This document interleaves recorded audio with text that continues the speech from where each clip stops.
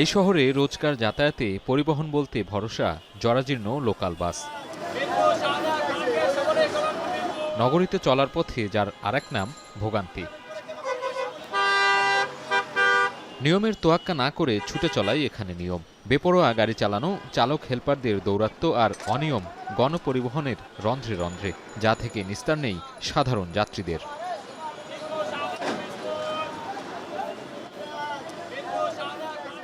রাস্তার মোড়ে গাড়ি থামানো নিষেধ সত্ত্বেও বিভিন্ন কোম্পানির বাস যানজট সৃষ্টি করে যাত্রী তোলায় ব্যস্ত। দেখেও দেখার কেউ নেই, নিরুপায় যাত্রীরা।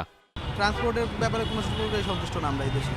টিকিট সিস্টেম করলে সুবিধা হবে কি? অবশ্যই সুবিধা হবে, অনেকটা ভালো হবে আমাদের। একদমই সন্তুষ্ট না ভাই, যানজট অনেক বেড়ে গেছে ভাই। এইখানে স্টপেজ হয়তো বা 2 মিনিট থাকার কথা, এখানে 10-15 মিনিট ব্যয় করতেছে, তাহলে আমাদের জন্য সমস্যা না। তবে চালকরা বলছেন নির্দিষ্ট স্ট্যান্ডে যাত্রীরা বাসে ওঠানামা করতে না চাওয়ায় এমন পরিস্থিতি। যাত্রী মানলে আমরাও মানবো, আমরা মানলে যাত্রীও মানবো। রাস্তা তো ক্লিয়ার রাখছি আমি, আরো তো গাড়ি আছে। আমাদের তো একটা স্ট্যান্ড দরকার গাড়ি রাখার মতো, সেটা তো কোনো ভাবেই পাইতেছি না। 10 টাকার দাঁড়ায় আছে সামনে গাড়ি, আমি তো সিরিয়ালে আছি, আমি লাইনে আছি, আমি চলে যাবো। বাসের এমন অনিয়মের সাথে রাজধানীর যোগাযোগ ব্যবস্থায় হঠাৎ জুড়ে বসেছে ব্যাটারি চালিত অটোরিকশা। বিশেষ করে 24-এর শুরু থেকেই বাড়তে থাকে যার দাপট। গেল বছরের মাঝামাঝির পর দখল নিতে থাকে ঢাকার মূল সড়কের, যা দিন দিন যানজট বাড়িয়ে গতি কমাচ্ছে রাজধানীর।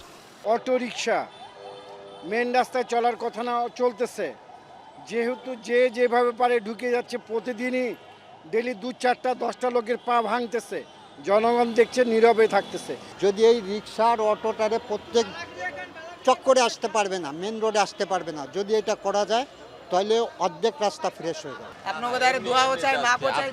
এই রুটেই চলেন সব? আমি সবসময় এই রোডেই চলি, এই রোডে আমার গাড়িটা চলে, কিন্তু নির্যাতিত ভাই এই বাংলার জমিনে আছি ভাই, মুখ খুলবো না। জান প্রথমভাবে আমরা তাদেরকে সরিয়ে দিচ্ছি যে এইভাবে থাকলে তো অনেক সমস্যা, তারপরেও যারা শুনতেছে না তাদের বিরুদ্ধে আমরা আইনগতভাবে যে ব্যবস্থা নেওয়া সেটা নিচ্ছি।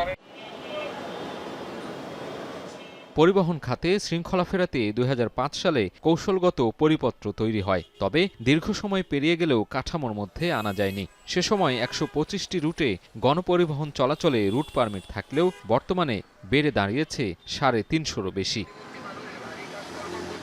নগরীর সড়ক ব্যবস্থাপনায় শৃঙ্খলা ফেরাতে ট্রাফিক বিভাগ কর্তৃক এ ধরনের নির্দেশনা বিভিন্ন জায়গায় দেয়া থাকলেও সেটি মানা হচ্ছে না, ঘটছে উল্টো ঘটনা।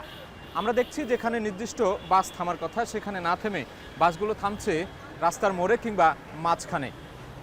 এভাবে যত্রতত্র যাত্রী ওঠানামা করায় সৃষ্টি হচ্ছে অনাকাঙ্ক্ষিত যানজট। পরিবহন বিশেষজ্ঞরা বলছেন, যাত্রী এবং চালকদের সচেতন হওয়ার পাশাপাশি নগরীর রাস্তাঘাটে শৃঙ্খলা ফেরাতে প্রয়োজন কঠোর আইন প্রয়োগ। হাতির ঝিলে 8.5 কিলোমিটার একটা সার্কিট আছে, ওখানে একটা কোম্পানি চলে এবং একটা নির্দিষ্ট জায়গা থেকে যাত্রী উঠানামা করে, চালক বেতনভুক্ত। একই জিনিস কিন্তু গুলশানে আছে। সুশৃঙ্খলের বেনিফিশিয়ারি হবে এই ঢাকার যারা জনগণ আছে, কিন্তু বিশৃঙ্খলের বেনিফিশিয়ারি কিন্তু এই পরিবহনের মালিক। পরিবহন নেতাদের স্বীকারোক্তি, মালিক শ্রমিক বিরোধিতায় আলোর মুখ দেখছে না সরকারের উদ্যোগ।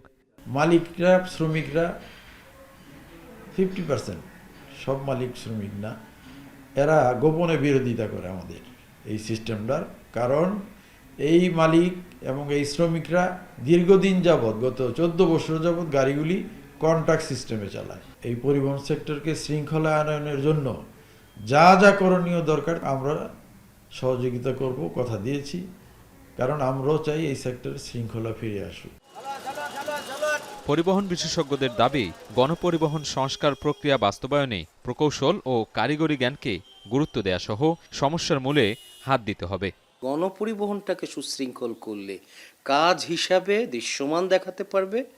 ঢাকা শহরের যানজটটা দূর হওয়ার ক্ষেত্রে বিরাট ভূমিকা থাকবে এবং এটার সাথে সংশ্লিষ্ট যেহেতু আম জনতা, তারা কিন্তু লাইক করবে। এই সুযোগটা আমার মনে হয় একটা ডাই হার্ড সিচুয়েশনের মতো ব্যবহার করে এটা করতে হবে, আর না হলে পরবর্তী জেনারেশন হয়তো বলবে এই সরকারের সুযোগ ছিল কিন্তু করতে পারেনি। ঢাকার বাস কবে নির্ধারিত রুট ধরে চলাচল করবে, আর কবেই বা ব্যাটারি চালিত রিকশা নিয়ন্ত্রণ আনা যাবে? এমন প্রশ্ন যখন নগরবাসীর মনে, তখন সরকারি সংস্থা ঢাকা পরিবহন সমন্বয় কর্তৃপক্ষ কি ভাবছে? মারামারি করে সে রাস্তায় জ্যামের সৃষ্টি করে, এর থেকে আপনি যদি স্মুথলি চালান, বেতন দেন, এটা মোটিভেশনের বিষয়, এটা সময়ের বিষয়। চালক কন্ডাক্টর যারা, তাদেরও বোঝার বিষয়। তো আমরা চেষ্টা করছি এবং সেটার ফলাফল আসবে, কিন্তু তাই বলে এই যে মানে দৃশ্যমান উন্নতি আমরা এই মুহূর্তেই পাচ্ছি না। 2 সিটি কর্পোরেশন, লোকাল গভর্নমেন্ট, তারা আসলে নীতিমালা, খসড়া নীতিমালা প্রণয়নের কাজ শুরু করেছে এবং একটা বুয়েটকে দিয়ে একটা স্পেসিফিকেশনে তৈরি করার চেষ্টা করা হচ্ছে। গণপরিবহন ব্যবস্থাপনায় সমস্যা সমাধানে দীর্ঘসূত্রতা কাটিয়ে ধীরে ধীরে বাস মালিক পক্ষকে নিয়মের আওতায় আনার উদ্যোগ দেখার অপেক্ষায় নগরবাসী। সাজিদ আরাফাত, এখন, ঢাকা। একনল হ্যান্ড ওয়াশ 100% প্যারাবেন ফ্রি, তাই নিরাপদ হাতের জন্য আস্থা রাখুন একনলে।